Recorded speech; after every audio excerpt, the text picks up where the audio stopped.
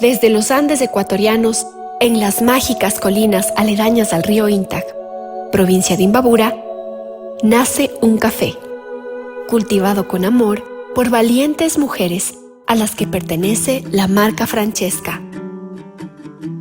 Cada grano se escoge con cuidado para que cada taza de café sea una experiencia única. Francesca te inspira. Francesca te apasiona. Francesca te enamora. En cada sorbo, descubre lo mejor de ti.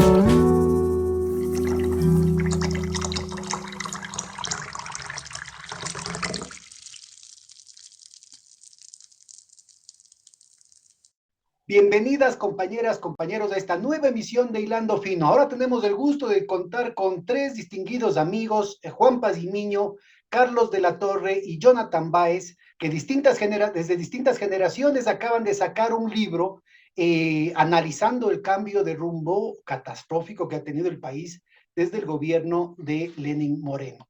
Muchísimas gracias a los tres por aceptar la invitación y empecemos de una vez contigo, Juanito. Cuéntanos, ¿cómo surgió la idea del libro y cómo hicieron para sacarlo en tiempos tan cortos? Gracias, Pedro. Un saludo a todas las personas que nos escuchan y nos ven. Un especial saludo tanto a Carlos como a Jonathan, que están presentes. Y lamentablemente a la distancia saludamos a los otros amigos de Adoración Guamán, Andrés Mideros, que creo que me olvido de la otra compañera. ¿No se oyó? David Chávez, De David Chávez. David Chávez y la otra Alejandra. compañera que hizo, Alejandra, que hizo con Andrés Midero el trabajo.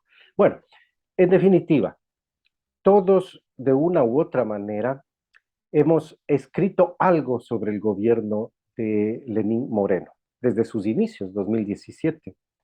Y opinamos a veces de una manera mucho más formal, otras veces hemos opinado en redes.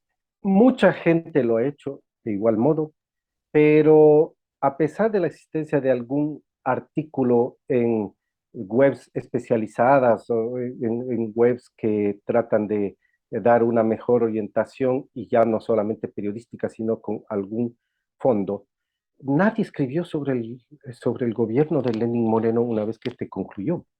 Y es admirable que sobre el gobierno de Rafael Correa, en cambio, las publicaciones eran seguidas una de otra.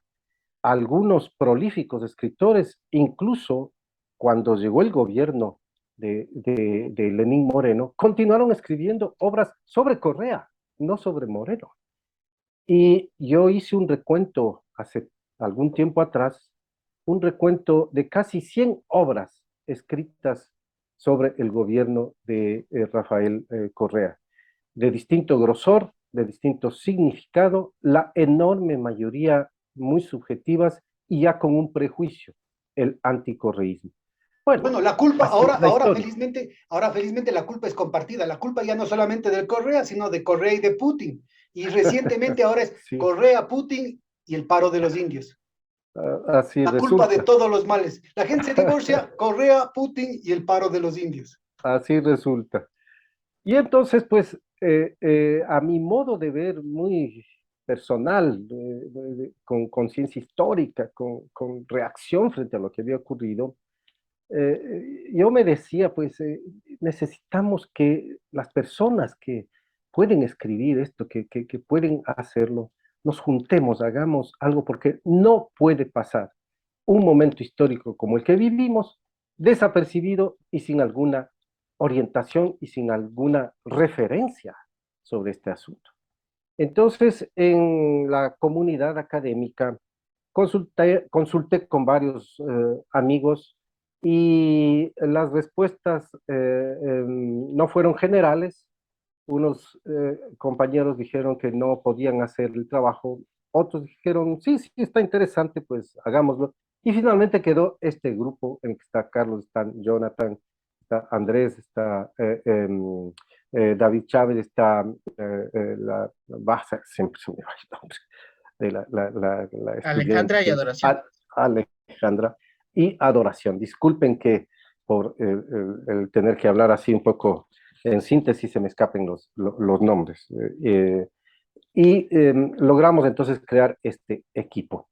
Nos pusimos de acuerdo en general una visión de los temas, de lo que podríamos hacer, en las esferas en que cada uno tiene su especialización. Carlos de la Torre es muy conocido como un especialista latinoamericano en la cuestión monetaria, financiera, en la cuestión presupuestaria. Fue también ministro, entonces podía dar cuenta más directa de lo que había acontecido y de los cambios que se operaron.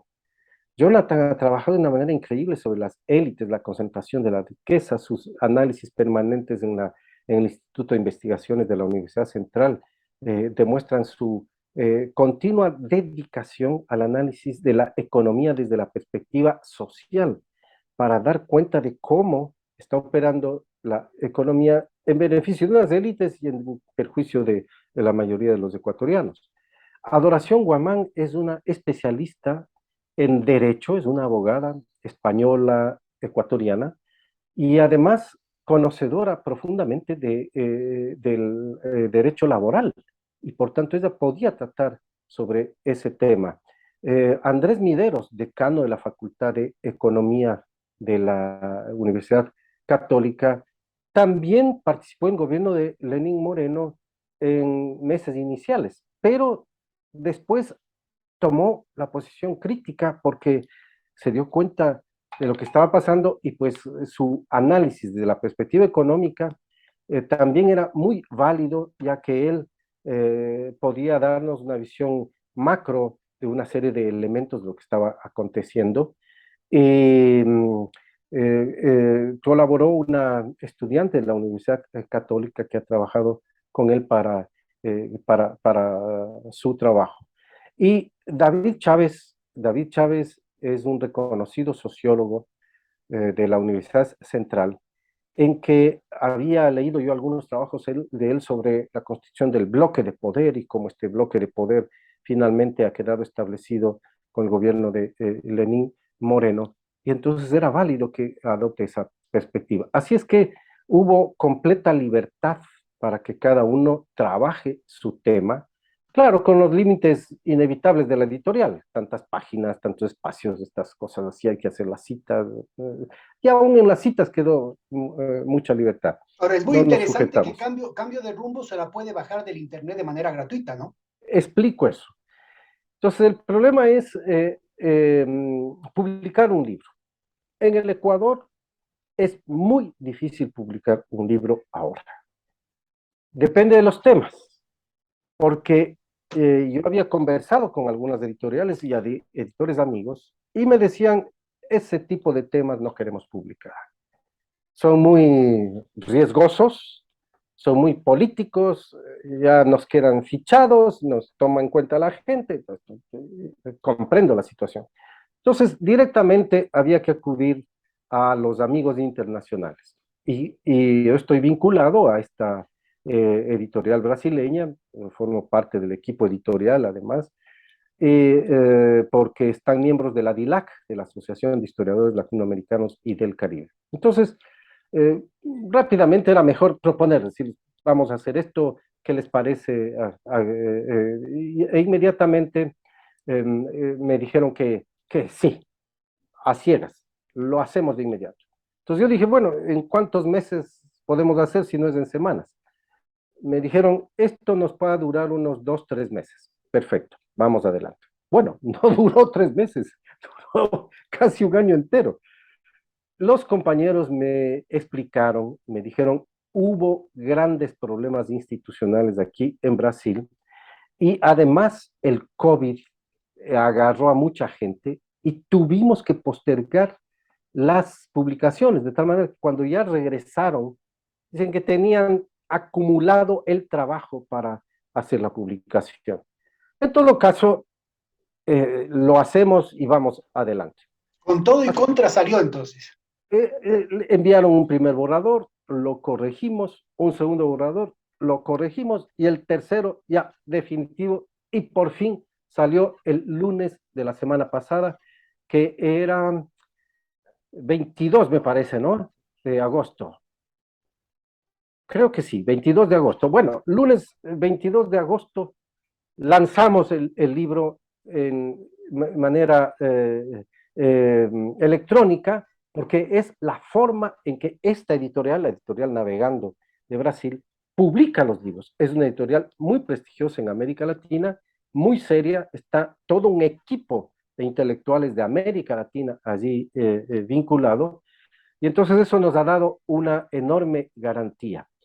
Ha circulado la edición por e-book, es decir, un libro electrónico que se puede bajar de Editorial Navegando. Después podemos poner en la pantalla el link. Ya voy a hacerme un cuadrito para, para enseñar a nuestro público a que fin de que pueda entrar y Bueno, por si bajar. acaso te cuento, yo me metí, puse navegando y cambio de rumbo, o sea, navegando, cambio de rumbo PDF y te sale el archivo para bajártelo. Ya. También hubo, esto puede ser una anécdota interna, ¿no? ¿Y qué nombre le ponemos al libro? Claro, que tiene que ser un nombre editorial, algo que atraiga. Las avispas pican, no valía. Una cosa tenía que ser que tampoco descubra el carácter del libro. Por ejemplo, algunos de los compañeros, claro, proponía, por ejemplo, decir hacia el neoliberalismo, entonces yo sugerí, recuerda, Jonathan, hablábamos del asunto, no descubramos tan esencialmente el asunto. Bueno, también podría decirse la traición histórica, podría resultar muy panfletario. Entonces, el mejor nombre que encontramos es este, Cambio de Rumbo. Y como no es un libro de política, sino un libro más técnico, un libro con mucha mayor profundidad de la común, entonces valía la pena poner un subtítulo, Cambio de Rumbo, Economía y Sociedad 2017-2021. Es decir, Ecuador, Economía y Sociedad 2017-2021.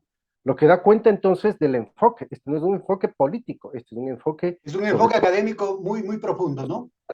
Desde luego que tiene, es inevitable, va a tener siempre un matiz político, porque la economía es política y la sociología y la politología están muy mezcladas, y la historia es política también, es una ciencia que está involucrada en interpretación política. Si me permites, regresamos después de un Sí. momentito al tema de la historia, pero déjame pasar la posta a Carlos. Mencionaba Juanito que Andrés Mideros fue el secretario del presidente Lenín Moreno al principio. Vos fuiste ministro de Finanzas. Valdría la pena conversarles a ustedes que estuvieron desde adentro, ¿no es cierto? ¿Cuáles fueron las expectativas que hubieron cuando ustedes entraron al gobierno? ¿Qué se pretendía hacer en el equipo de gobierno en sus primeros momentos? ¿Y cuándo empezaron las sorpresas? ¿Cuándo vino el cambio de rumbo que de lo que estaba hojeando tu artículo, claramente lo ubicas como tremendamente negativo para el país? Bueno, precisamente esa fue la motivación que yo tuve para participar en este proyecto que nos propuso Juanito.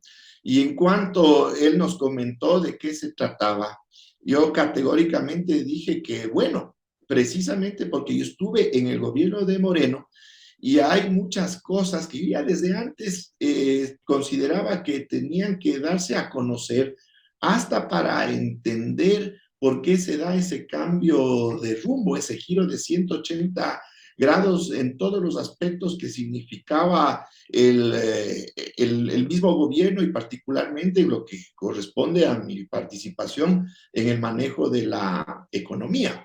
Entonces ahí cabe indicar lo siguiente, que cuando Moreno asume ya el poder, el equipo fundamental que va a acompañarle no es que fue decidido directamente por Moreno, porque evidentemente había un proyecto político que venía de los 10 años anteriores y había que darle continuidad porque las cosas, o sea, para que haya cambios reales en el país, los 10 años no eran suficientes, eso teníamos nosotros totalmente claro. Entonces, la idea era que ese equipo inicial que le iba a acompañar a Moreno esté alineado con lo que se había manejado anteriormente, y esa fue mi función. De hecho, yo les comento, para asumir el Ministerio de Economía y Finanzas, las conversaciones que yo tuve no solo fue con el círculo inmediato de Moreno, sino con el círculo inmediato de Rafael Correa, porque teníamos que manejar justamente un proceso de transición ordenado y mantenernos en las líneas del manejo económico que venían de años antes.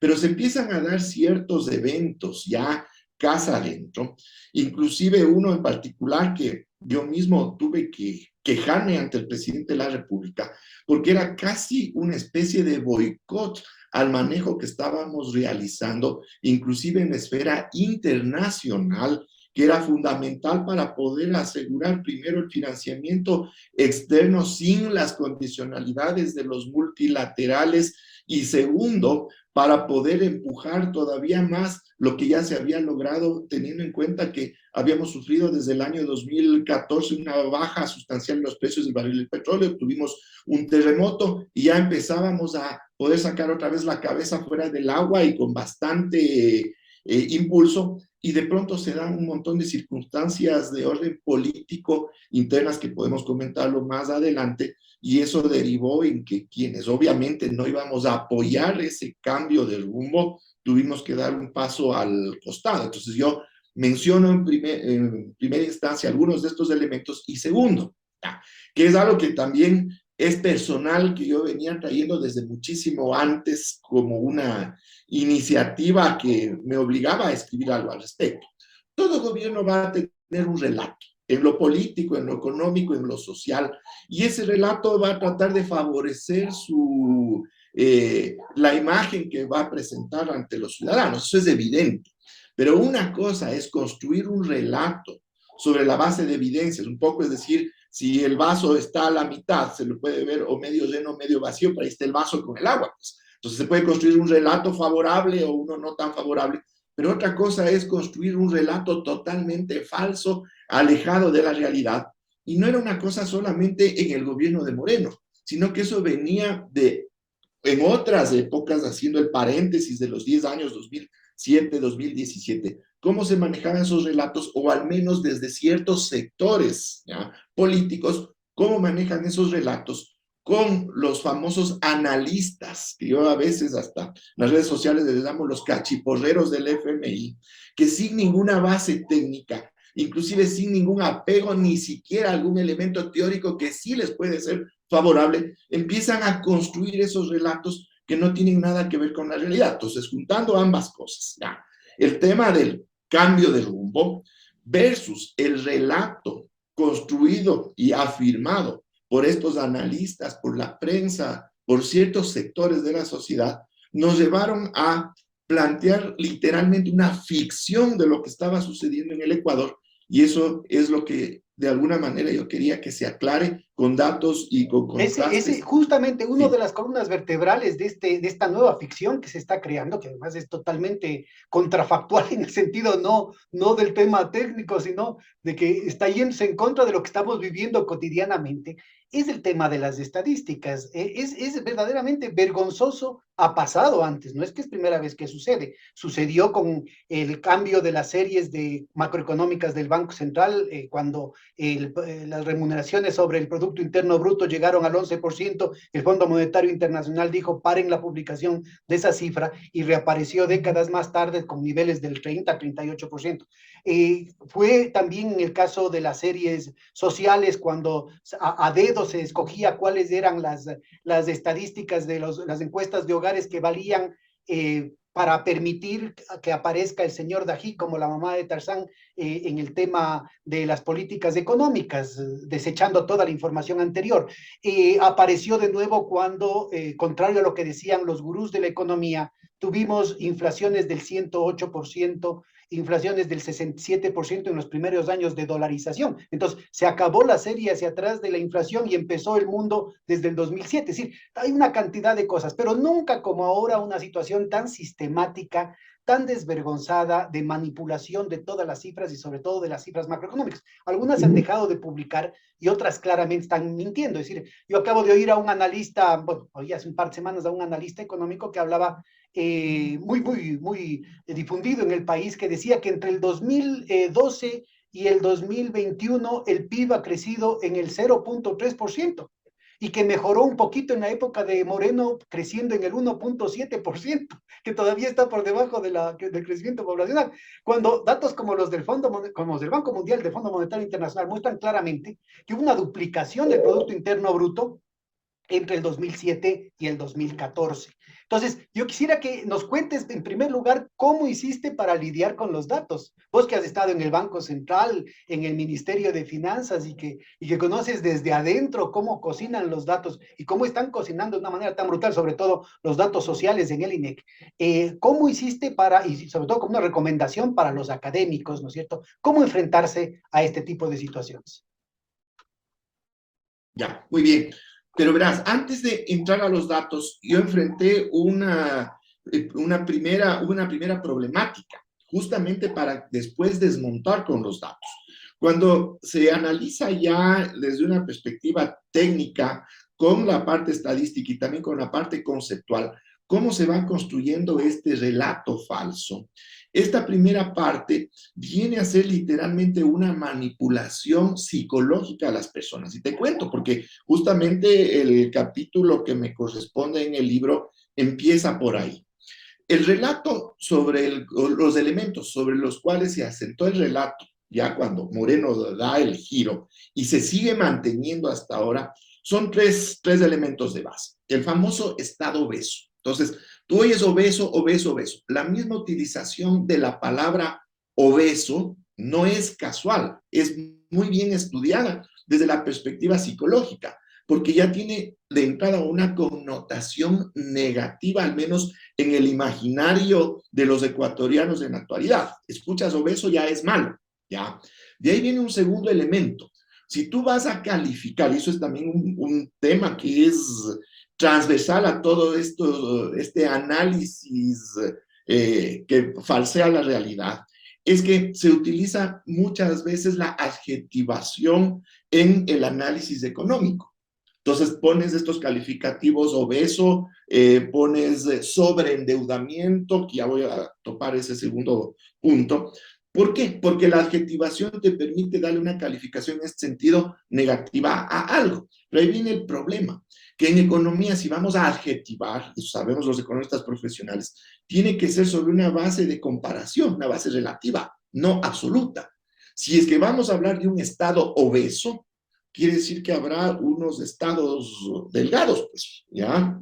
¿No es cierto? Pues para poder decir este es obeso, ¿frente a qué? ¿Respecto de qué? Bueno, y muestra claramente, yo creo que ese es un tema clarísimo, que se lo ve repetir inclusive con economistas de izquierda, es una vergüenza, economistas, analistas, hasta marxistas, que repiten ese mismo tipo de situaciones cuando las cifras muestran todo lo contrario, es decir, en países europeos, los países, porque dicen clarito, los países desarrollados, ninguna economía seria va a tener estos niveles de gasto y de inversión pública. El reporte reciente de la CEPAL, que acaba de lanzar la CEPAL, tiene una contribución muy importante, a pesar de que, y ahí yo creo que hay que llamar la atención, tiene algunos datos que quién sabe de dónde salieron, totalmente mentirosos respecto a la inversión pública, respecto al Producto Interno Bruto el año anterior. Hablan de un 6.8% que no se lo puede encontrar de ninguna manera, en ningún lado. ¿Sí? Tanto en el gobierno de Moreno y peor en el gobierno de Lasso, la inversión cayó a niveles bajísimos, históricamente mucho menores que los que hubo en la primera etapa del neoliberalismo, pero tiene una contribución importantísima, tanto en inversión pública como flujo anual, como en el stock, en el acervo de capital físico de parte del sector público. América Latina está tremendamente rezagado, no solamente respecto a las economías avanzadas, sino también respecto a otros países del sur global, a otros países del tercer mundo, como por ejemplo Asia y África. Nosotros estamos incluso por debajo de algunos países de África con respecto a la creación de infraestructura por parte del sector público. ¿De qué estado obeso están hablando, Carlos? Ya, verás, justamente desde ahí es desde donde yo trato de desmontar esa apreciación totalmente fuera de la realidad. Entonces, ¿qué es lo que yo hice? Ir a buscarme datos, inclusive yo tomé como fuente la CEPAL, ya, para que no se diga que es una fuente local. Y entre paréntesis te comento por qué traté de evitar las fuentes locales. Una de las razones y prácticamente lo que me dijo que yo tenía que salir del gobierno de Moreno fue lo siguiente, les voy a comentar la anécdota.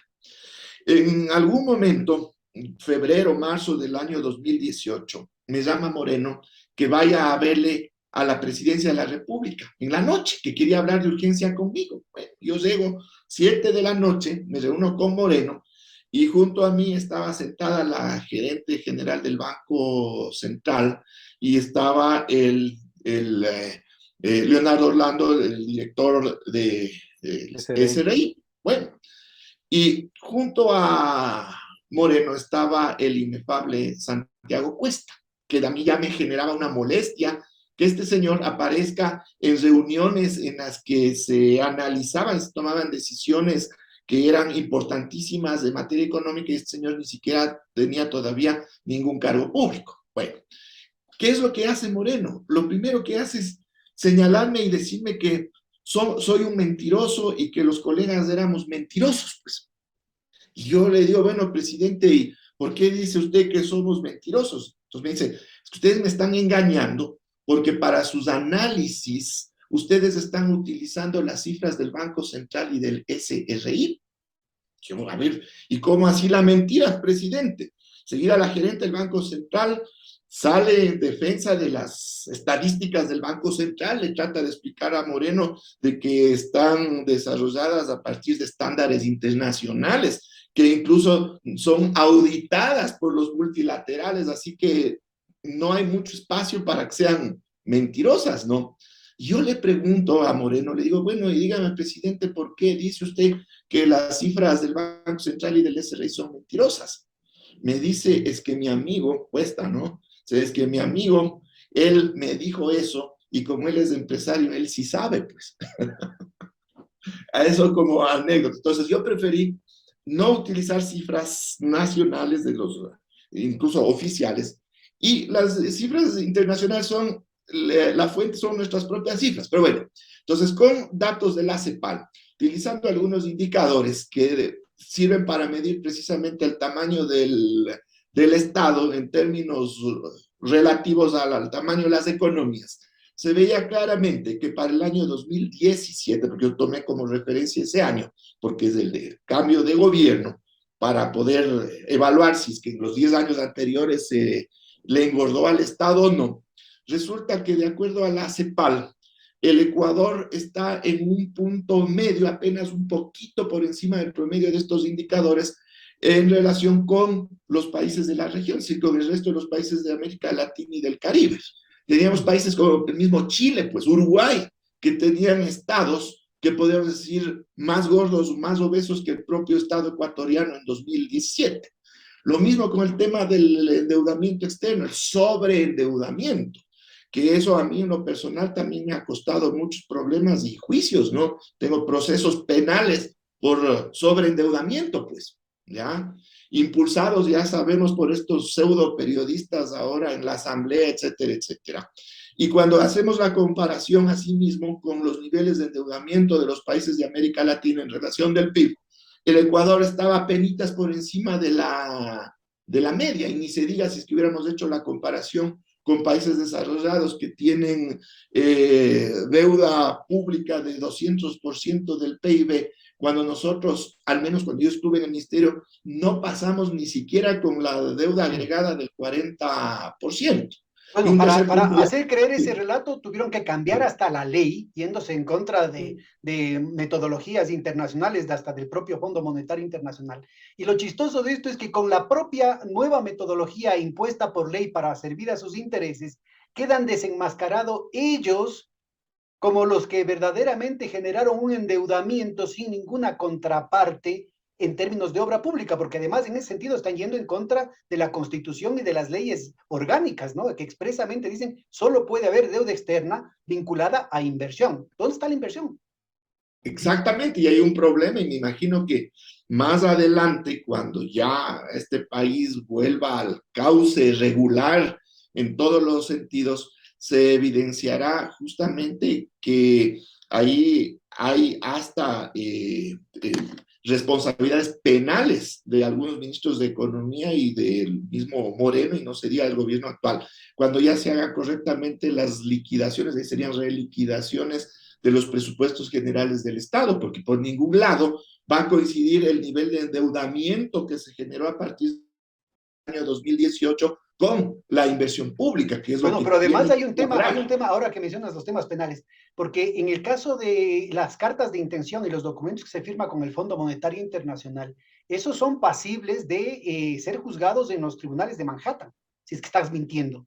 Entonces, o es cierto lo que decían de que había un sobreendeudamiento con las cifras que circularon y que inclusive en la academia se lo repetía sin cesar, o es cierto lo que el propio gobierno de Moreno escribió en los memorandos, en las cartas con el Fondo Monetario Internacional, que ubicaban claramente que no había tal sobreendeudamiento y que inclusive estaba en las propias proformas presupuestarias, porque eso la población debe conocer, ¿no? La ciudadanía tiene que conocer que si es que se hubiese enviado proformas presupuestarias con las cifras de endeudamiento que sostenía el gobierno y la gran mayoría de la academia y de los medios de comunicación masivos, la asamblea estaba obligada a rechazar porque estaba violando el límite legal, pues. Exactamente. Eso inclusive tiene repercusiones internacionales porque es una mentira financiera sobre la base de la cual se están haciendo los préstamos internacionales. Verás, hay un detalle que también a mí me generó una molestia con el propio presidente de la República, con algunos actores, inclusive con el, en ese entonces, Contralor Celi, en el siguiente sentido. A ver, cuando me hice cargo del ministerio, eso también está en el libro, ya iniciamos una estrategia muy bien pensada para bajarle al riesgo país de forma sistemática, para lograr el nivel más bajo posible y ahí sí acceder a los mercados financieros internacionales. De hecho, yo logré hacer colocaciones por 8.500 millones de dólares y la última colocación de enero del 2018 fueron 3.000 millones de dólares de un solo golpe a 7% de tasa de interés a 10 años plazo. Ya.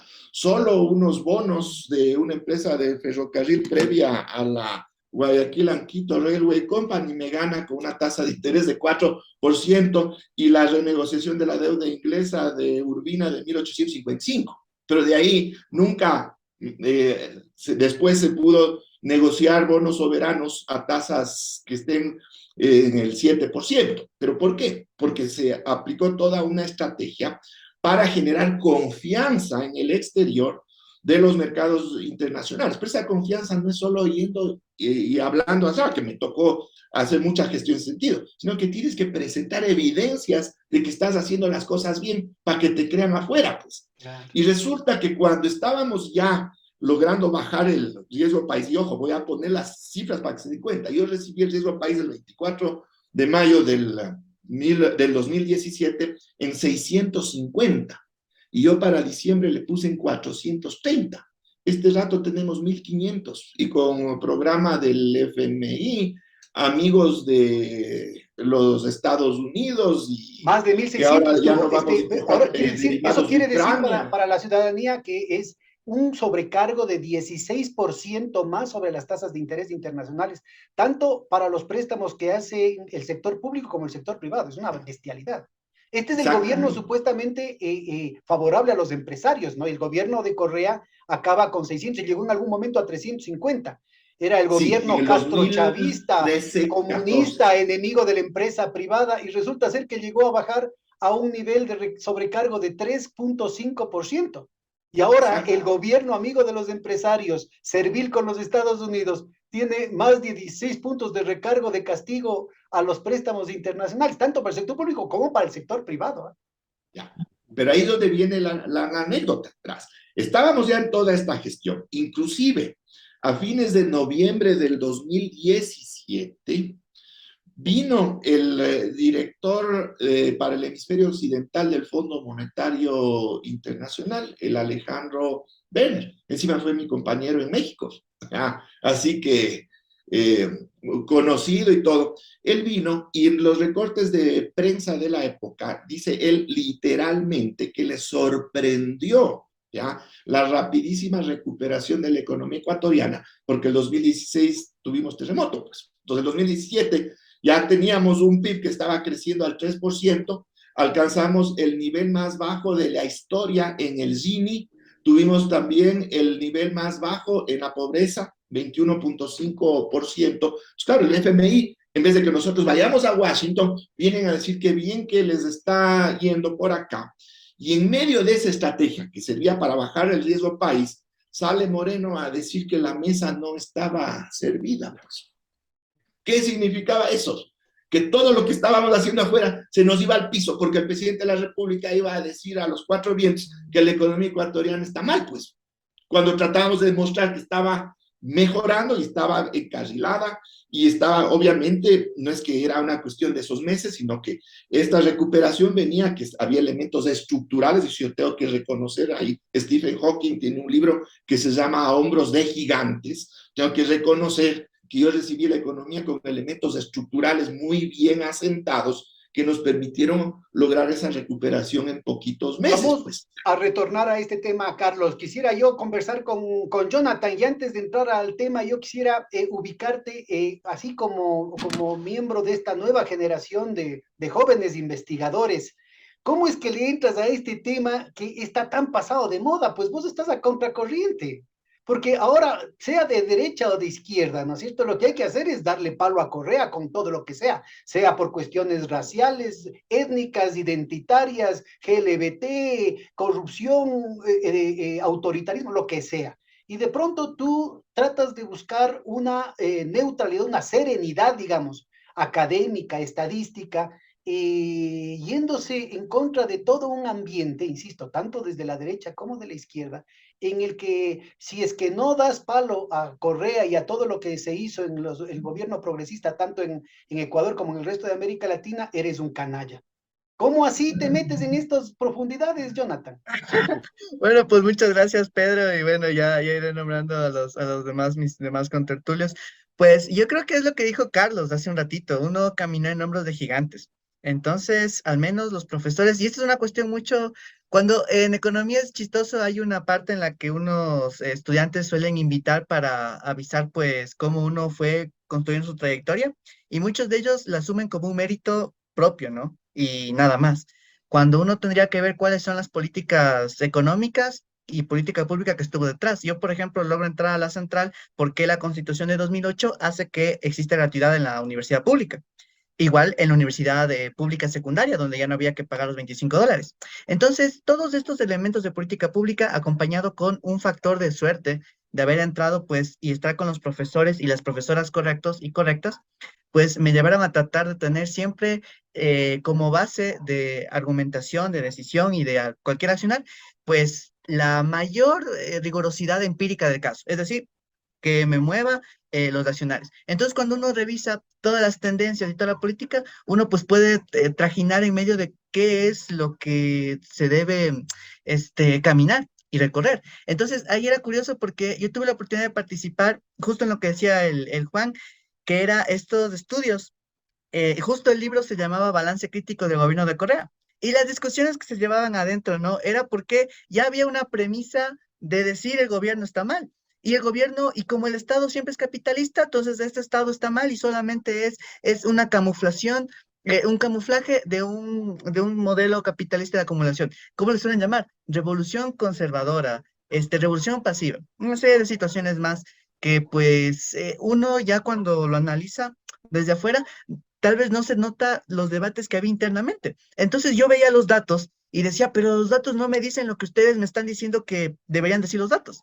Entonces, yo creo que la cosa no va por ahí. Uno era el tema de remuneraciones. Yo les decía, sí, miren, todo bonito, el tema de remuneraciones, explotación de cadena, ta, ta, ta. Digo, pero los datos me muestran que la recuperación del sector trabajador está ahí. Entonces, ¿por qué me están hablando de que hay una avalancha de capitalismo en el Ecuador? Y solamente eso. Entonces, ahí comenzó como estas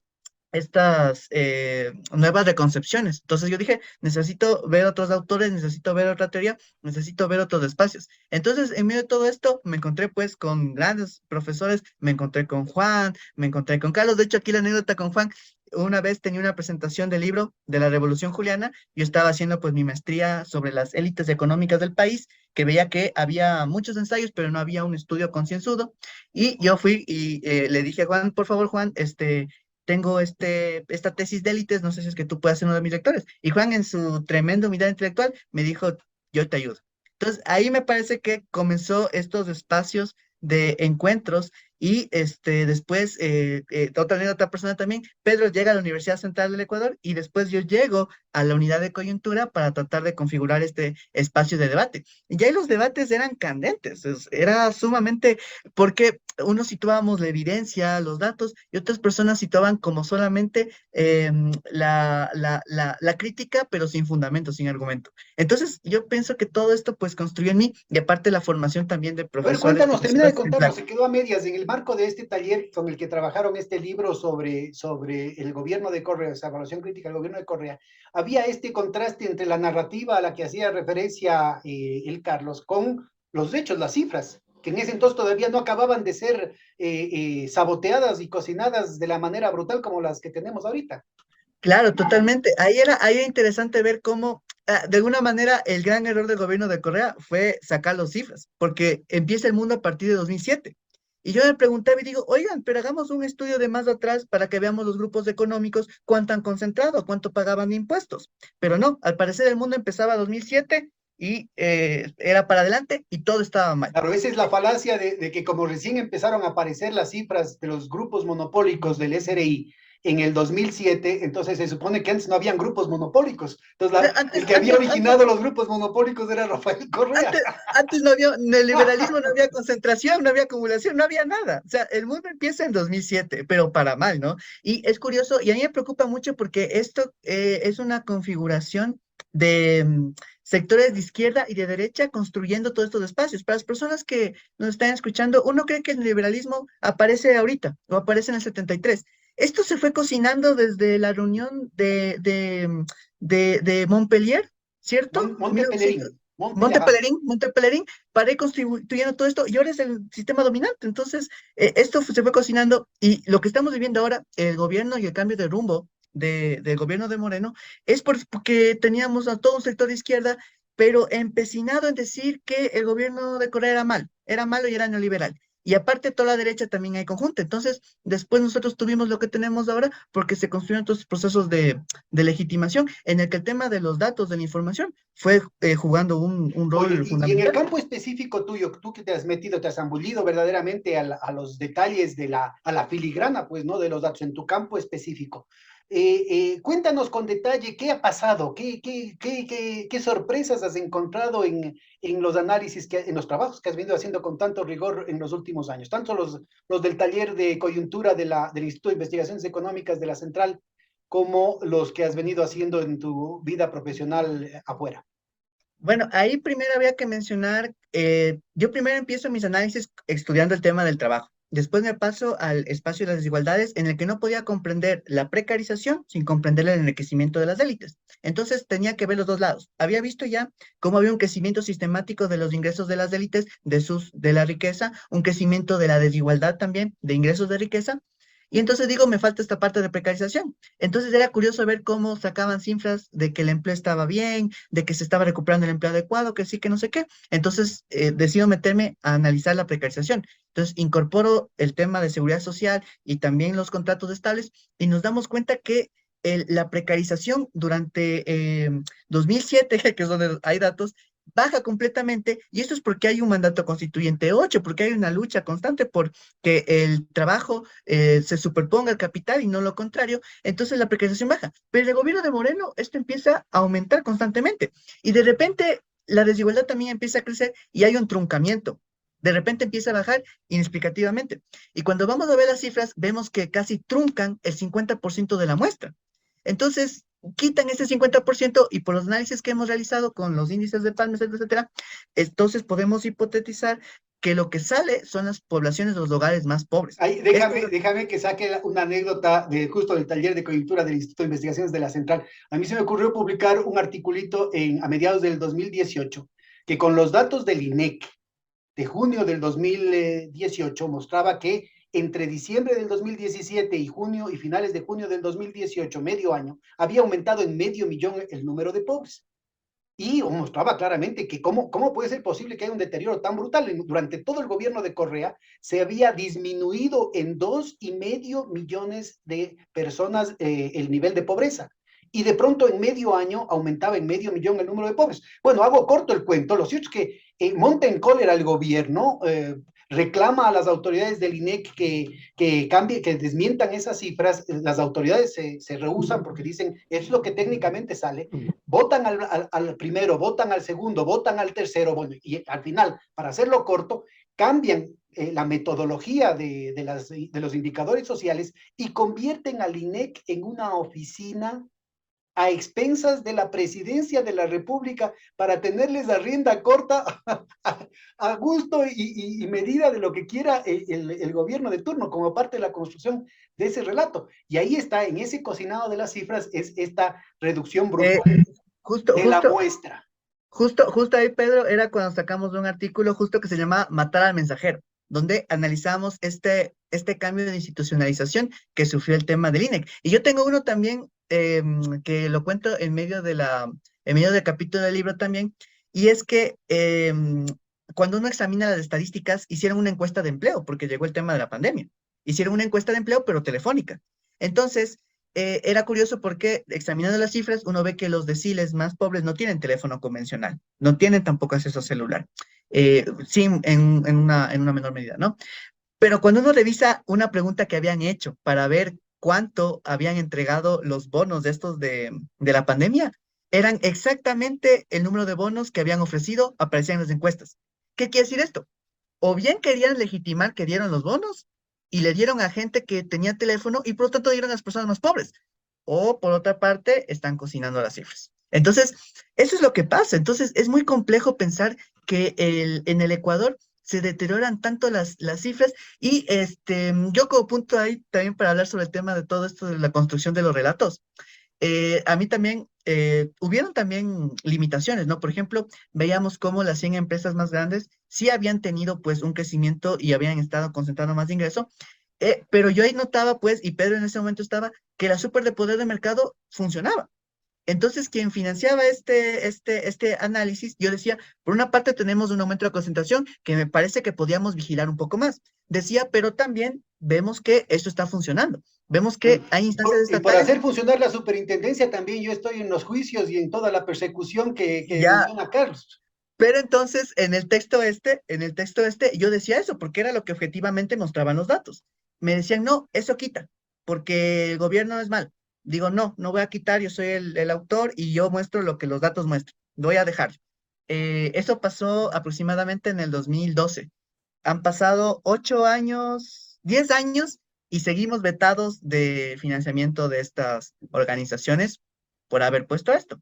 Entonces, vemos que no solamente hay una suerte de construcción de dilemas, de percepciones de que así funciona la situación, sino Bueno, una serie de mecanismos que cuéntanos te un poquito, impiden estudiar estos elementos. y cómo haces, si sabes que los datos son parciales, están manipulados, están cambiando la metodología, no son datos robustos, ¿cómo haces para continuar con los análisis técnicos, los análisis cuantitativos de los temas que te corresponden? Es que el sol tampoco se puede esconder con un dedo. Y a pesar de que hay todos estos elementos de manipulación de estos datos, por otra parte hay otros que le complementan, que realmente permiten ver que más allá de que quieran manipular, vemos que siempre saltan elementos, como personas que ya no están en el IES, personas que no tienen contratos estables, pero en una ocasión tuvimos una disputa también con el INE. Nos invitan a ver el tema de la encuesta de empleo y justo las variables que te muestran que no hay estabilidad del empleo y tampoco hay aseguramiento del IES se caen de la encuesta de Telefónica. Y yo les pregunto, ¿no? ¿Por qué quitaron estas variables? ¿Se les cayó? ¿Qué pasó? Y ahí las personas dicen, no se nos cayó, sino que hemos hecho criterio técnico con la CEPAL. Y yo digo, ¿pueden mostrarme el documento que la CEPAL dice que hay que eliminar esa pregunta? ¿O por qué pasa eso? Y entonces, bueno, eso pasó también en pandemia, en 2020. No me han vuelto a invitar en Es 2 años. igualito, el mismo pretexto que hicieron para eliminar de las series históricas la encuesta de hogares de 1994, porque mostraba claramente, ¿no es cierto?, que hubo un deterioro de las condiciones sociales entre el 94 y 95 debido a las políticas neoliberales de Dajic. Entonces, simplemente el mundo empezó en 1995. O Y claro, también, Exacto, Con también este tipo de supuestos criterios técnicos, ¿no es cierto?, ejercen una censura para construir estos relatos a los que están refiriéndose tanto Y Carlos como tú. lo otro, Pedro, importante es que cuando esas cosas pasan, hay que escudriñar las cifras. Por ejemplo, la base de grupos económicos, si es que uno se mete de lleno a investigarlas, se va a dar cuenta que puede estimar, por ejemplo, los ingresos de las élites, y es innegable. En el 2013, relación ingreso de élites con salario básico unificado era de 88 veces. Es decir, se trataba de que los shocks se traten de distribuir entre quien más peso puede tener. Recuerden que tenemos todo un aporte de parte impositivo, ¿no? Por la ley que se formuló, por la tormenta perfecta que fue 2016, incluido el terremoto. Pero uno ve los datos y uno se encuentra con que a 2019 esta relación pasa a casi 131 veces. Es decir, pasa de 88 veces en 2016 a 131 veces en 2019. Entonces, cuando uno ya se mete a ver las cifras, que por supuesto que están sesgadas, Claro, es pero son innegable más cifras, la es innegable. concentración de la riqueza cada vez más Ah, feroz y al y mismo tiempo el esto, empobrecimiento generalizado. y esto justo, Pedro, la precarización, sacamos un último artículo que se denomina precarizar para ganar. Mostramos que la precarización aumenta, pero los ingresos de las élites también aumentan al mismo ritmo. Se está gestando ahí estos mecanismos que se hablan del tema de precarización. Ahora, ya con respecto a cómo llegamos al capítulo en sí mismo, me tomaría gustar 3 minutitos ahí. Juan, habíamos trabajado en esto, fue mi revisor de tesis, Juan. Analizamos esto, yo investigué 625 élites económicas y cada vez demostraban pues cómo había un proceso de acumulación cada vez más importante. Pero lo que se fragó justo con Juan fue un primer textito que hicimos sobre las dinámicas, sobre los cambios que quería hacer en ese momento el presidente de la Cámara de Comercio de Guayaquil, hoy ministro de Economía, sobre el ámbito laboral. Una situación totalmente precarizante del sector de trabajo, y ahí salió un primer folletito. Con esta experiencia, cuando Juan me invita a sumarme a hacer este espacio de libro, yo digo, súper bien. Y fue el momento perfecto para tratar de condensar todos los estudios. Este capítulo del libro es la condensación de cerca de 50 artículos de coyuntura y cerca de 4 papers en revistas indexadas que tratan ya de teorizar una apuesta por comprender cómo es toda la construcción y la figura de qué pasa cuando se captura la decisión de política pública. Por eso para mí estar en el libro es tan importante, Vean ustedes, y porque por eso es tan importante también no solamente leerte a ti, sino a todos los otros compañeros que han to- escrito tota- en el libro. Muchas gracias. totalmente, Oye, Juanito, ahora sí ubiquémonos con estas dificultades metodológicas. Ubiquémonos ya en el corazón del libro. El cambio de rumbo, bueno, en primer lugar, el mérito de tu perspectiva es justamente el tener esta visión de la historia presente, ¿no? O sea, cómo hacer historia sobre la marcha. Y en el largo plazo, en términos de los grandes destinos del país, ¿no es cierto? ¿Qué significa este cambio de rumbo? Bueno, antes que referirme a lo tuyo, quisiera también referirme en algo a lo que ha dicho Carlos, de lo que ha dicho Jonathan. Como se ve muy claro, el análisis, por ejemplo, de Jonathan está basado en toda una experiencia acumulada de reflexión de datos y de un análisis riguroso del tema. Y es importante resaltarlo, porque yo me imagino que con el tiempo habrá quienes salten por allí y se sientan aludidos, qué sé yo, no importa. Hay una base muy sólida que respalda las afirmaciones de John. En el caso de Carlos, cuando uno ve lo que ha escrito, le falta el otro elemento. Carlos, tienes que volver sobre ese punto, que es lo que sería la tercera parte de su exposición, que es esto de la corrupción, pues, ¿no? Que durante Correa hubo una corrupción equivalente nada menos que a 70.000 millones de dólares. Bueno, Carlos lo desmonta y él mejor que lo explique. Pero los dos compañeros aquí, y por la experiencia que yo tengo en la historia económica, puedo decir que no es la primera vez en que se han falseado tampoco las estadísticas. Yo he procurado seguir estadísticas ecuatorianas e información económica desde la fundación de la República. Por ejemplo, los informes de los ministros de Hacienda están llenos de estadísticas. Pero si es que uno analiza de un año a otro, de un gobierno a otro, hay unos cambios feroces, de tal manera que coincido con lo que estudió un investigador, un historiador norteamericano, que las estadísticas del Ecuador en esos informes son muy desconfiables. Y lo peor es que ya no tenemos posibilidad de hacer una reconstrucción verdadera y realista de lo que hubo. Tenemos que tomar aquello que hubo y un poco hacer interpretación para que los datos puedan darnos una fundamentación muy rigurosa. Desde la fundación del Banco Central en 1927, cada vez contamos con mejores estadísticas, eso también es cierto, y muy rigurosas. La fundación del Instituto Nacional de Estadística y Censos fue una avanzada, y la reestructuración y la fundación de lo que era antes la Dirección de Rentas del Ministerio de Economía o de Hacienda, y que se transforma en SRI, también permite tener datos rigurosos por ese lado. Los datos aduaneros son muy desconfiables. En todo caso, en la época del gobierno de Correa, hubo información muy relevante al respecto. Entonces, todo ese Que a cúmulo. propósito, en el tema aduanero, acaba de mostrarse que han bajado las recaudaciones aduaneras cuando han aumentado las importaciones sin que haya una reforma de la tasa nominal de aranceles, lo cual coincide con el tema de las subastas de los puestos públicos, que se ha convertido no solamente en un escándalo nacional, sino que parece ser que es un tema generalizado, con excepción de aquellos ministerios que nombra directamente la Embajada Americana. Parece ser que los demás cargos están sujetos a subasta y ya sabemos para qué. A subasta pública. Bueno, las aduanas, la historia de las aduanas, yo he escrito algo sobre la historia de las aduanas, eso es para llorar en la historia nacional. La corrupción allí no la logró superar ni siquiera el gobierno de Correa, que tuvo tan fuerte incursión allí para solucionar el tema de la corrupción.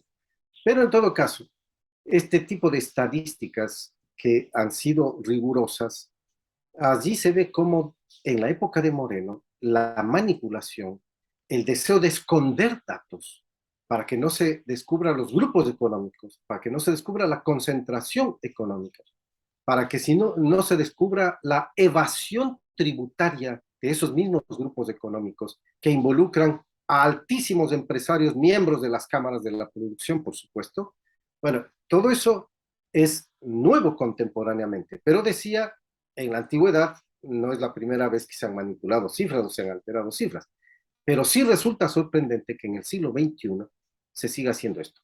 Por eso, en países como los Estados Unidos o los europeos, hay leyes que prohíben no solamente quitar información, porque tiene que conservarse históricamente, y sancionar a quienes quitan esa información. Ojalá esto podamos hacer en el Ecuador en algún momento. Si es que uno revisa las páginas web en búsqueda de información, hoy es incluso hasta fatal. Las instituciones lo que te dan es una información sobre quién es el ministro, el director, la foto, lo que pasó en el día y todo eso. Pero la información relevante que necesitamos todos para leer, para investigar, para conocer, ya no existe. En varias de esas instituciones se perdió. No hay nada. La información relevante sobre grupos económicos y la concentración y evasión tributaria que tenía el SRI ya no existe. O hay que ser muy pilas para entrar a los cuadros y hacer unos cálculos e ir sacando, que es, entre otras cosas, lo que hizo Jonathan en sus trabajos sobre esto de la concentración de la riqueza. La información laboral, en lo que trabajó Adoración Huamán, la información laboral no existe. No tenemos unas estadísticas claras, no tenemos la posibilidad de acceder a un tipo de información que nos permita exactamente comprobar quiénes, por ejemplo, tienen trabajo bajo contratos indefinidos, quiénes para contratos temporales, etcétera, y hacer una relación de tipo histórica. Los Estados Unidos es admirable en eso. Tienen estadísticas históricas, pero para todo. Y uno puede entrar desde el Ecuador a varias de esas estadísticas para solucionar el tema de la investigación. Y a falta de los datos, ¿qué es lo que hemos hecho todos los investigadores? Acudir incluso a las estadísticas del Fondo Monetario Internacional, del Banco Mundial, del PNUD y de la CEPAL, porque como quiera que sean las manipulaciones que se hagan internamente en el Ecuador de las cifras y no se publiquen, a estas entidades internacionales no se puede pues remitir cualquier información y no comprobada, Sí, porque pero ya son las van a decir que el encargadas de Banco Mundial es verificarlas. correísta, pues ya no te preocupes, Claro, ya van a decir son que el las Banco Mundial es encargadas de correísta. verificarlas, pero son las encargadas de verificarlas. Entonces, en mucho, utilizar datos del Banco Mundial, del Fondo Monetario Internacional, de la CEPAL, del PNUD, de la OIT, nos ayudan a superar los límites que se tienen con la información en el Ecuador al respecto de estos temas. Bueno, entonces para complementar lo que han dicho estos compañeros. Estamos hablando pues de un libro, Cambio de Rumbo, que ha sido un colectivo de académicos los que participaron, Carlos de la Torre, Jonathan Báez, Adoración Guamán, Andrés Midero, Alejandra Aguirre Armijos, a veces me olvidaba el nombre de Alejandra, y David Chávez. Este es el libro Cambio de Rumbo, que da la idea, desde el título, de que el gobierno de Lenín Moreno cambió el rumbo de la construcción económica que venía en la década anterior. Pero no solo eso, cambió de rumbo una gran parte de la historia del país, porque proyectando a lo que venía sucediendo desde la Revolución Juliana de 1925, el gobierno de Lenín Moreno, que es la afirmación que yo hago en el capítulo introductorio del libro para dar un marco histórico general a la obra, el gobierno de Lenín Moreno favoreció algo así como el retorno a una segunda época plutocrática en el Ecuador. Ustedes saben muy bien a qué se refiere la primera época plutocrática, 1912 a 1925.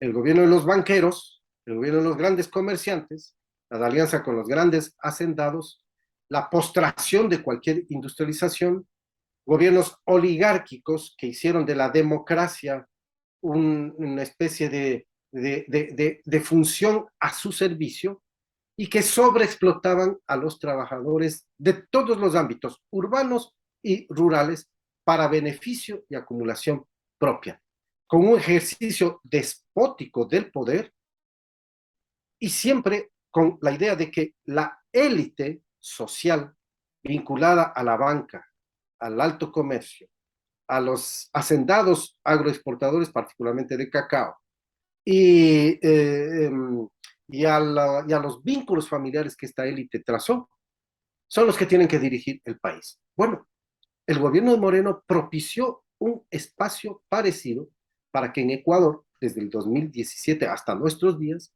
podamos hablar de que lo que se ha construido es una segunda época plutocrática porque el dominio es parecido. Y se está consolidando con el gobierno del banquero Lazo. Sí, y si es que vemos desde otra perspectiva, que es lo que también pongo yo, por ejemplo, en mi artículo, es que esta élite, como vive tan alejada de las realidades del país, no comprende las realidades nacionales. Yo utilizo una imagen del filósofo Platón, de la caverna de Platón. Digo, es como la élite que está dentro de la caverna. Las sombras que pasan creen que es la realidad, pero no pueden ver lo que está afuera. Y por consiguiente, esta élite está encerrada en la caverna y ha creado un tipo de democracia, es también un símil que yo hago y que lo uso como una especie de categoría introductoria para poder analizar la situación. Ha creado una especie de democracia neo-ateniense, que era la democracia ateniense. Es democracia, sí, es democracia de los amos, pero no de los esclavos. Entonces, como que está construida en el Ecuador también una especie de democracia neo-ateniense. No hay esclavos, pero sí hay una élite que asume ser la conductora de las realidades, de los objetivos nacionales, del futuro del país, con su criterio, desde la caverna, pero teniendo a toda la población sometida ideológicamente, incluso por la acción que juegan ciertos medios de comunicación al respecto. Y entonces, sobre esa base, el gobierno de Lenín Moreno construyó un bloque de poder. Yo me había referido a esto porque David Chávez, sobre todo, lo estudia de una manera muy correcta. Entonces, claro, es el bloque de poder que tiene tales lazos y tal fortaleza que va a ser muy difícil derrotarlo, porque incluso en procesos electorales ya se ha visto en toda América Latina este bloque de poder es capaz de arbitrar las medidas de intromisión en el legislativo, en el judicial, en los sistemas electorales, para evitar que vengan otro tipo de fuerzas que vayan a revertir lo que ellos ya han construido desde su perspectiva para el largo plazo. No quieren nada de progresismo, de democracia y peor de izquierda identificable así abiertamente. Entonces, para ellos es el dominio como un férreo bloque y la utilización política de fuerzas armadas y policías para su servicio y la mantención en el Estado. Entonces, este es un esquema que se ha formado desde el gobierno de Lenin Moreno.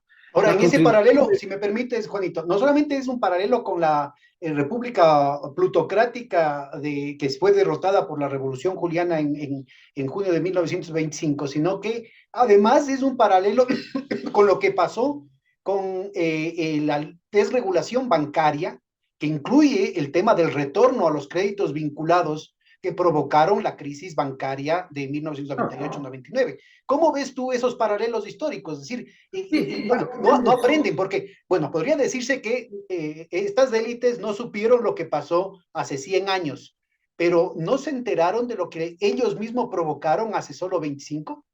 No necesitan saberlo tampoco. Tienen una mentalidad oligárquica ya tradicional. No han cambiado. Ese es el problema. No es que se han vuelto modernas. El neoliberalismo sirvió de pretexto, conjugaron una serie de ideas del neoliberalismo, el mercado libre, la empresa privada, la libre competencia, Estado fuera, etcétera, etcétera, pero se convirtieron esas ideas en esquemas para apuntalar su dominio oligárquico. Y esto es lo que hay que entender, este es un neoliberalismo ultra oligárquico. En unos países más, en otros menos. En el Ecuador es ultra oligárquico. ¿O será que más bien no es que no saben, sino que al contrario, se han perfeccionado y están con las maletas listas? Banqueros quebrados, bancos quebrados en el Ecuador, los ahorros perdidos, pero los banqueros multimillonarios en España y en Miami, o en Dakota del Sur. Joseph Stiglitz, al quien todos ustedes, compañeros, conocen, escribió este libro Capitalismo Progresista. Allí él hace una reflexión muy interesante. Lo que Franklin Delano Roosevelt creó desde los años 30 para solucionar la crisis de esos años, el New Deal, bueno, esto fue alimentando un Estado con economía social en los Estados Unidos. Hasta que vino Ronald Reagan, dice Joseph Stiglitz, y Ronald Reagan, con el neoliberalismo, destruyó la construcción de una economía social para los Estados Unidos que iba caminando a lo que eran las economías como la de Canadá o las europeas. Y Ronald Reagan es, para Joseph Stiglitz, el gran culpable entonces de haber roto con la posibilidad de que los mismos Estados Unidos lleguen a un tipo de economía social. Pero aún así, Ronald Reagan no abandonó una serie de principios relativos a la participación y no solamente participación, sino a la fortaleza del Estado sobre la vida nacional. Entonces, si es que uno compara lo que ocurría en los Estados Unidos con lo que ocurre en el Ecuador y en América Latina en general, lo que ocurrió en el Ecuador, bueno, aquí nuestra oligarquía, nuestra burguesía oligárquica es más papista que el Papa. Aquí, reducir el tamaño del Estado, esto que habla Carlos, ¿no? El Estado obeso, reducirlo implica aquí destruir institucionalidad y destruir capacidades para modernizarnos y para hacer algo. Si es que uno recorre el Ecuador de hoy, las carreteras son un desastre.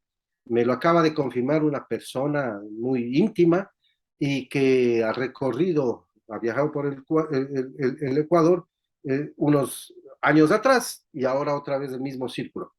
Por ejemplo, las carreteras están destruidas. Los hospitales, los equipos de diálisis sin repuestos, sin filtros nuevos, claro, operaciones urgentes postergadas, los papeles educativos, un desastre. O sea, es una... Pero ¿a quién se le ocurre? ¿A quién se le ocurre en Europa? Que venga a decir en Europa, hay que achicar el Estado. Se le van a matar de la risa. Que vaya a decir en los Estados Unidos, hay que achicar el Estado y reducir recursos a la investigación científica, por ejemplo. Bueno, en su competencia que tienen con China y con Rusia, no va a ocurrir. Nunca. Bueno, y ahorita además tenemos unas inversiones urgentes, ¿no es cierto? En el caso de Coca-Cola o Sinclair, en el caso de la refinería, que pueden provocar una catástrofe irreversible, inclusive con costos de vidas humanas, Pero claro, y el gobierno no hace nada. Hay estudios que muestran que en lo que hasta los datos que publicó el Ministerio de Finanzas de mayo del 2022, porque después eliminaron esa información, el total de la inversión pública llegó a 91 millones de dólares, cuando en algún momento llegó a 14.000 millones de dólares.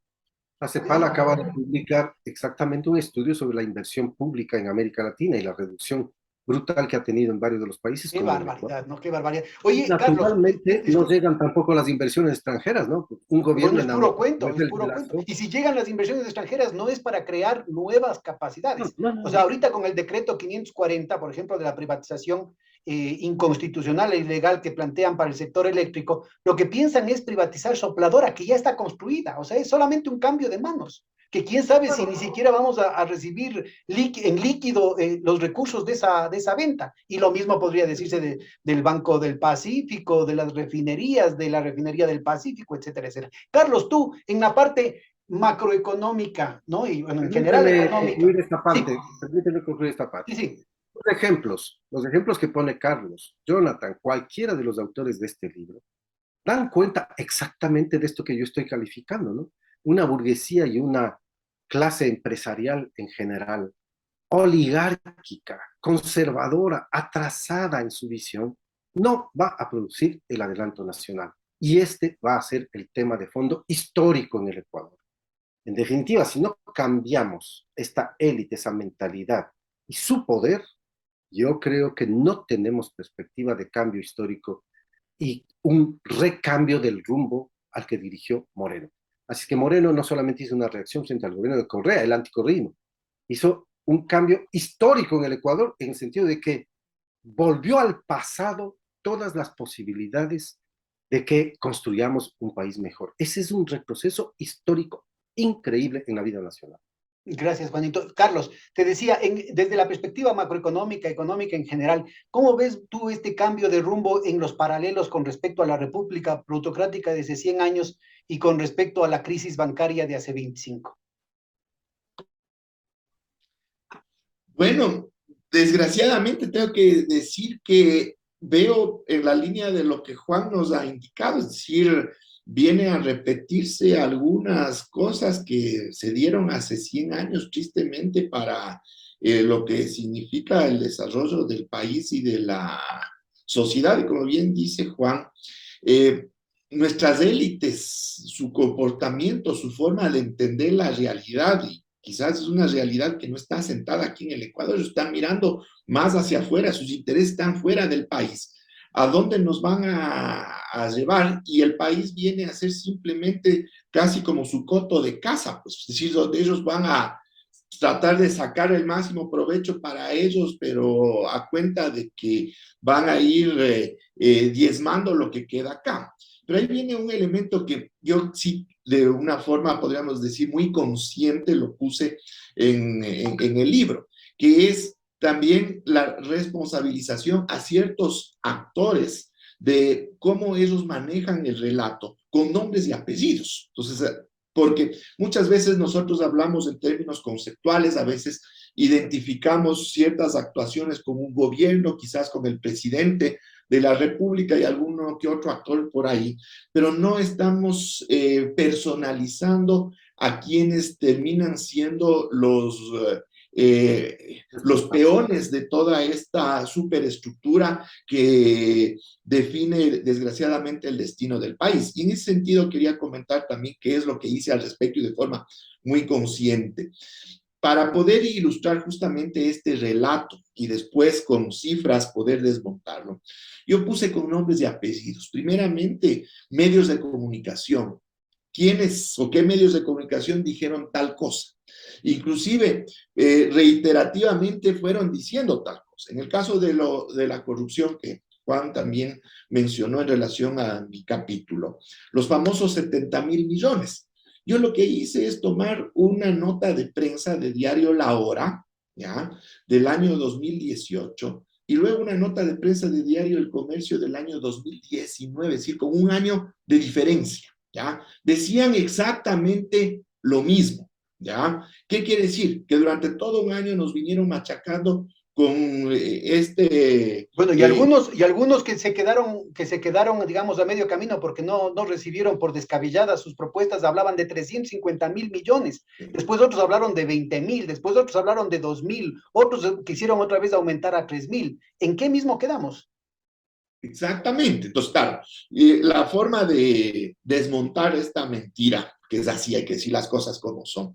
Yo lo que puse es, bueno, las cifras del PIB a precios corrientes de años anteriores, y 70.000 millones fue nuestro PIB del año 2010. Pues entonces yo lo que pongo ahí es como que nos hubieran robado a cada uno de nosotros el sueldo de todito un año. Pues yo hago la pregunta, bueno, ¿será que el lector sintió que le robaron enterito el sueldo de un año? Eso ya, desde la perspectiva, o sea, de las percepciones de la gente, ya queda claro que es una cifra, pero totalmente desorbitante, falsa, etcétera. Pero aquí viene hasta dónde yo avancé. Yo incluso en caso del estado obeso, del sobreendeudamiento, yo empecé a citar artículos de prensa, ¿ya?, que están refiriéndose a analistas determinados, a fulano de tal que dijo esto, sutano dijo esto. Y les cuento por qué hice eso, porque también es un tema, podría decir, hasta personal, sacarme un poco algo que tenía desde hace muchos años, que es cuando hace tiempos me empezaron a invitar a los famosos programas estos de opinión en las radios, en las televisiones. Y yo sentía al principio que me ponían como el de relleno, ¿no? Para decir que están entrevistando a otro más para que parezca que es democrático el programa. Y poco a poco me iban poniendo un vis a vis frente a estos analistas, que muchos de ellos han estado en las pantallas de televisión 30 años, otros hasta 40 años, ¿ya? Y claro, ellos lo que han generado es la credibilidad, no porque digan las cosas como son o se basen en evidencias o en datos, sino porque siempre han estado frente a un micrófono, frente a una cámara.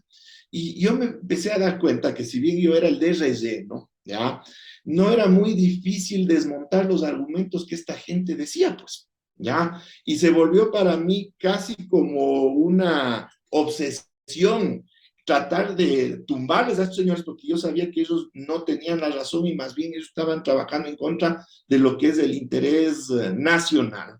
Y resulta que siguen apareciendo y siguen con esos argumentos. Entonces yo lo que hice es poner en el libro con nombres y apellidos, fulano de tal está diciendo tal cosa, y después las cifras, qué pena, fulano de tal o nos está mintiendo, pues realmente vive una burbuja que no sabe dónde está parada. Básicamente eso es lo que traté de transmitirle al lector, para que también de alguna manera se les empiece a ubicar donde mismo deberían estar estos famosos analistas, que lo que han venido haciendo décadas es literalmente lavándonos el cerebro, presentándonos una realidad que no existe, pero encima más, todos terminamos creyéndoles. Inclusive yo puedo decir que hace años, cuando era joven, economista, incluso estudiante, yo creía, pero lo que ellos decían como que era Cuando eras joven y bello, di nomás, Carlitos, di nomás. No, bueno, ahí tienes algunos que también ocuparon el Ministerio de Economía y Finanzas, otros fueron hasta mis profesores, quizás tuyos también y colegas tuyos, Juan, en la misma Pontificia Universidad Católica del Ecuador, que están reunidos, que en el, ¿cómo es que Bueno, le...? y más allá, mira, más allá de la narrativa, yo te diría, Sí. hay cuestiones muy elementales que me parece que son evidentes, ¿no? A ver, se dicen que toda la inversión pública fue un robo y fue sobreprecio. La respuesta es muy sencilla, hagan lo mismo a la mitad de precio, con la mitad del presupuesto. O es más, hagan el doble, ¿no es cierto?, a la mitad de precio. Si es que así de elemental es la cuestión, si es que es cierta esa narrativa, ¿no es cierto?, debería mostrarse en más obras, pero en los hechos lo que sucede es que no hay obras, no hay insumos en los hospitales, no se compran repuestos para las máquinas de diálisis, no hay cómo operar pacientes con temas urgentes, no hay remedios, hay que llevar nuevamente, como pasaba hace más de 20 años, hay que llevar de nuevo hasta el mertiolate para que te curen en un hospital público. En el IES es un relajo a cada rato, ni siquiera el call center está funcionando. La cuestión de de las escuelas. El 33% de las escuelas, decían, de los planteles no están equipados para recibir a los muchachos del retorno a clases. Como bien dice Juanito, el tema de las carreteras, lo mismo pasa con los puertos. No hay nuevas obras públicas y sin embargo ha habido un aumento brutal del endeudamiento, es decir, hay un aumento en términos anuales, ¿no es cierto?, mucho más alto que en la época de Correa, cuando ahorita tenemos un precio del petróleo que es el doble de lo que estaba presupuestado en la proforma para el 2022. Entonces, me parece que hay cuestiones muy elementales, Carlos. Verás, pero tú lo que dices es tremendamente interesante. Quizás esto no esté en el libro, pero vale la pena comentar acá.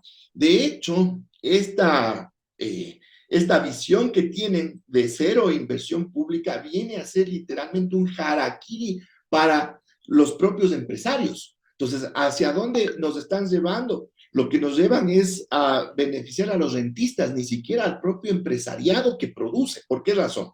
Yo pongo estos ejemplos en algunas charlas, en algunos eventos.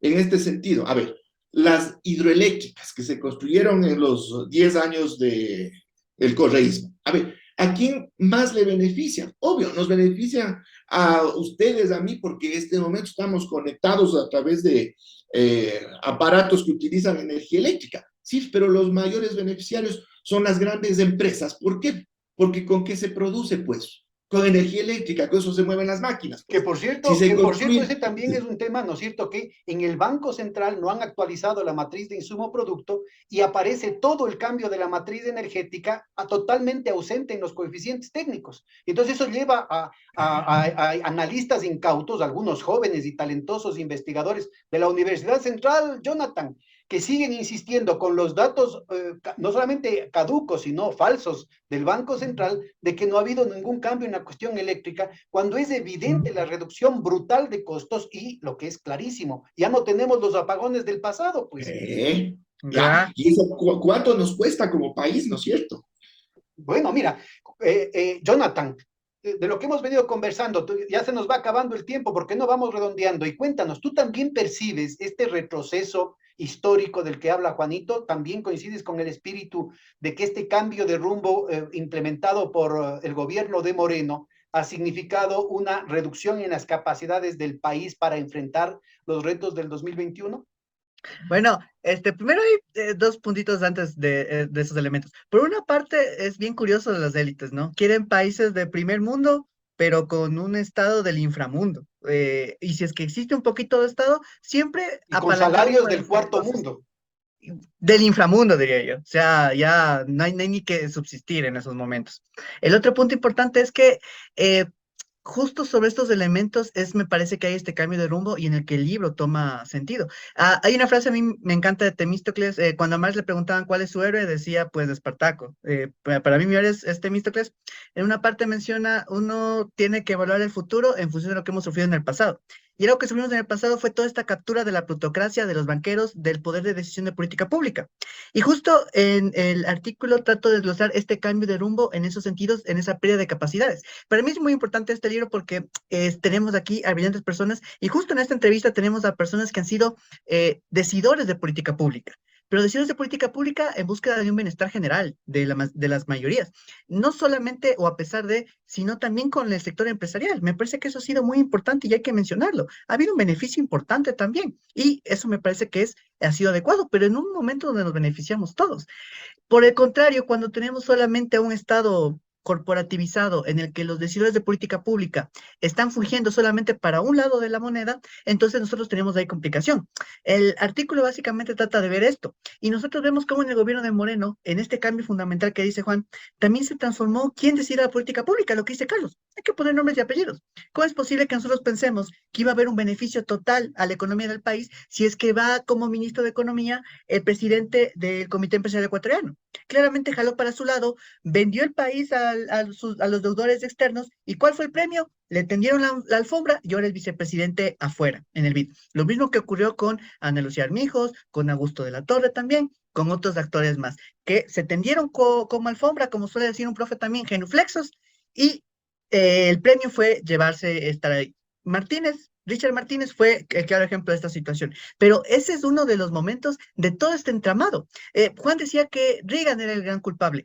es la cara visible, Moreno es la cara visible, pero alrededor hay un conjunto de personas y de actores que fueron articulando este cambio de rumbo que me parece que tienen que ser también mostrados en la historia para que esta situación no se vuelva a repetir. En el gobierno de Moreno, el 50% del total de sus ministros y secretarios pertenecían a las altas gerencias empresariales con ninguna conocimiento del sector público. Aquí nosotros tenemos a un A la ministro de vista, Economía, ¿no? Está a tenemos un la ministro de vista. Economía. Ajá, tenemos un ministro de Economía, tenemos La otro de vista. Superintendencia de Poder del Mercado. Personas que venían de la academia y que trataron de pugnar porque se construyera el bien público. En cambio, en el gobierno de Moreno siempre tuvimos esta situación, tuvimos una captura empresarial del Estado. ¿En qué devino esto? En que se debilitaron las capacidades del Estado y se quitaron todas las posibilidades de seguir con este rumbo de buscar un bienestar general para todos, o este famoso buen vivir que fue constituido ahí. Entonces, como se desarmó todos estos espacios y se desarmó toda esta situación, se creó lo que con Pedro siempre nombramos nosotros como la autoemboscada fiscal. Entonces, esto legitimó que entráramos a deuda, que entráramos a préstamos, y en este momento tenemos un desarme total. Algo interesante que tiene el libro y que me parece que todos los autores y autoras lo hemos tomado, es que el gobierno de Moreno también hay una cosa que se denomina pandemia, pero la pandemia neoliberal fue de las más complicadas que nos cayó en este momento. Qué complicada situación. Y yo recuerdo claramente como una amiga decía, este gobierno es de los peores que hemos tenido en la historia. Ojalá no nos llegue a pasar nada. Y ¡pum! Cae la pandemia del COVID. Los resultados que estamos viendo, solamente en la Universidad Central, por ejemplo, es que los chicos y chicas descienden de los quintiles que antes pertenecían, no por enfermarse, sino porque hay una serie de despidos. ¿Por qué? Porque hay un gobierno que el momento en decidir si beneficiar o proteger al sector empresarial lleno de ganancias, termina beneficiando o a los trabajadores, termina propiciando la serie de despidos que se realizó ahí. ¿Y de quién dependía esto? De las decisiones de política pública. Con estos resultados, me parece a mí que lo que no tenemos que repetir es esta situación. Y un último momentito, Pedro, si me permites, no solamente en el Ejecutivo se vio esto, y eso es, me parece a mí, la limitación de los estudios de captura del poder del Estado. También se tiene que ver los mecanismos de regulación del Estado que le impiden. Y en este texto, en este capítulo, lo que se trata de hacer es ver cómo la Corte Constitucional, cómo la Contraloría General y otros espacios más fueron también cómplices de estos espacios y que prácticamente configuraron este advenimiento nuevamente de esta destrucción de las estructuras colectivas capaces de frenar esta lógica pura de mercado. Y lo que yo trato de hacerle de recuento, así como muy bien y acertadamente hace Carlos con el tema de la narrativa de los medios, es ver qué pasó con ese denominado Trujillato, que mucho se dice, pero no se metieron a investigar, y este artículo contiene una investigación sobre cuáles fueron las redes que se tejieron, cuáles fueron los cambios que se realizaron y finalmente cómo el programa que implementó Moreno era exactamente el mismo programa del gobierno de Lazo. Y como recuerden, nunca, nunca olviden esta frase, personas que nos escuchan, a nuestros queridos oyentes. Este, mm, Lazo dijo en una ocasión, hay que derrotar toda salida progresista, aunque nos cueste la economía. Aunque nos cueste las vidas, se tenía que derrotar una posibilidad progresista. Y me Bueno, parece ya que está eso dicho define todo. la posición. Juanito, unas palabras para despedir ya este programa. Sí, bueno, hay que agradecer siempre la participación en este libro, Cambio de Rumbo, Ecuador, Economía y Sociedad 2017-2021. Digo, agradecer a Carlos de la Torre por su contribución, a Jonathan Báez, a Adoración Guamán, a Andrés Mideros, a Alejandra Aguirre, a David Chávez, porque lograron que en conjunto contemos con una obra muy sólida, Una lectura más indispensable. muy profunda en términos de la rigurosidad con la que fue hecha. Y creo que esto va a dar un ejemplo para que la investigación otra vez se potencie, porque hice alusión al inicio de que había como 100 obras sobre Correa, pero algunas de ellas dan mucho que desear, porque es una fraseología y es simplemente una Y algunas repetición premiadas de inclusive. alegorías pseudomarxistas, panfletarios, pero la academia, el profesionalismo exige esta rigurosidad y eso es bueno que tenga este libro. Y en segundo lugar, pues agradecerte, Pedro, por tu espacio y por habernos No, nos hemos quedado permitido cortos, nos falta estar tiempo, en no esto. tenemos que hacer alguna otra Pero, sesión dejando pasar un tiempito. pero mejor dejar ahí inquietudes, porque entonces con eso interesamos también a la gente a que venga a leer el libro. Sí, sí, es una lectura, yo creo, indispensable, inclusive para la crítica, inclusive para aquellos que sean contradictorios. Yo creo que está marcando un estándar muy serio, muy riguroso en el manejo de cifras, en el manejo metodológico, como se ha visto a lo largo de esta entrevista, que lastimosamente no ha sido la norma en los últimos años. Y no solamente respecto al gobierno de Correa, sino respecto a los problemas nacionales y respecto a la propuesta de soluciones. Yo creo que Claro, hay exactamente. Por ello vacío es, gigantesco, por ello un déficit gigantesco de tiene parte una de la academia. presencia, ¿no? Por ello tiene una presencia. Entonces, agradecerte también, Pedro, por este espacio y ya vendrán los comentarios hacia futuro, pero será difícil desmontar lo que allí se ha afirmado porque está sólidamente estructurado. Es decir, no hay más remedio, ahí hay una comprobación histórica de lo que fue y hemos cumplido con este objetivo, que quede un testimonio serio y sólido de una época que resultó nefasta para el Ecuador y que cambió de rumbo la vida del país y cambió la historia hacia futuro.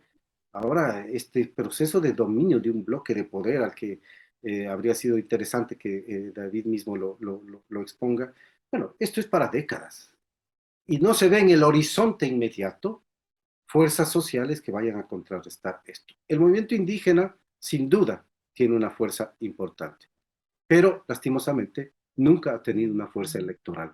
Y ahí está una contradicción. Bueno, Y ahora si no, Pachacuti tuvo un popular que se 20% de la refiere, votación, ¿no? El movimiento indígena es una de las fuerzas más importantes ahorita de la Pachacuti sociedad no tiene ecuatoriana, ¿no? ninguna diferencia, Pachacuti no tiene ninguna diferencia con otros partidos políticos en donde encuentras de todo. Pero digo, el movimiento indígena como tal tiene una solidez impresionante en el Ecuador, pero no tiene una capacidad electoral. Y lo que toca hacer es crear un bloque popular para que logre contrarrestar y finalmente superar y derrotar al bloque constituido en la actualidad. En todo caso, pues muchas gracias, sobre todo Jonathan y Carlos, por participar en este programa. Un abrazo a la distancia y a ti también, Pedro, un abrazo por este espacio que nos has dado para reflexionar y publicitar esta obra Cambio de Rumbo, Ecuador, Economía y Sociedad 2017-2021. Cambio de Gracias. rumbo, una lectura indispensable, bájesela gratuitamente del internet y obviamente este espacio queda abierto también para los contradictores para generar un debate. El país está necesitando un debate y la academia tiene ahí un déficit gigantesco, una deuda gigantesca con el país. Hasta la próxima emisión de Hilando Fino. Muchas gracias a todos. ¿Buscas una plataforma para estar informado? ¿Ya te cansaste de los mismos de siempre, de las noticias sesgadas, de los medios tradicionales, de aquellos que mienten? Pues espera, te presento a Hoja de Ruta. Somos una propuesta de comunicación diferente, más comunitaria, más veraz. ¿Quieres conocernos? Quédate aquí. Te prometemos información de calidad, contenido disruptivo, alianzas internacionales, comunicación comunitaria, investigación profunda y lo más importante, tú serás parte de nuestra comunidad. Somos Hoja de Ruta Comunicación.